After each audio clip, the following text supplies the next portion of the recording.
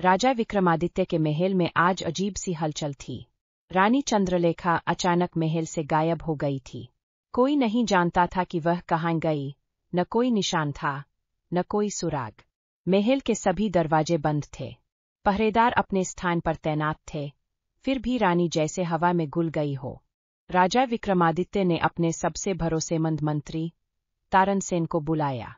मंत्री जी, यह कैसे हो सकता है?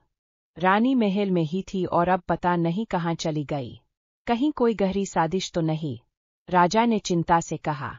मंत्री तारनसेन ने गंभीर स्वर में कहा, महाराज, यह साधारण घटना नहीं हो सकती। हमें महल के हर कोने की तलाशी लेनी होगी। महल के हर हिस्से की जांच की गई, लेकिन कुछ भी संदिग्ध नहीं मिला।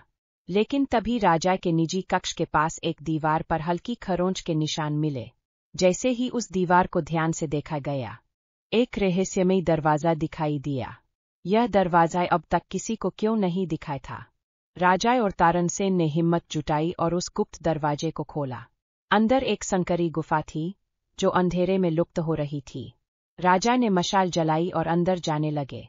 जैसे जैसे वे आगे बढ़े, एक ठंडी हवा का झोंका आया और एक साया सामने उभरने लगा। विक्रमादित्य, तुम्हारी रानी अब मेरी कैद में है। एक रहस्यमयी आवाज गूंजी। राजा, तुम कौन हो?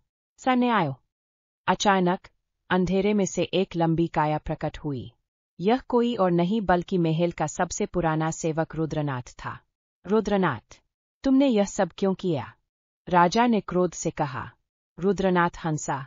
तुम्हें क्या लगता है, महल की हर गुप्त बात सिर्फ राजा ही जानता है? मैं बरसों से इस दिन का इंतजार कर रहा था। रानी के पास एक ऐसा रहस्य है, जो अगर दुनिया को पता चल जाए, तो तुम्हारा राजपाट खत्म हो सकता है। राजा को झटका लगा।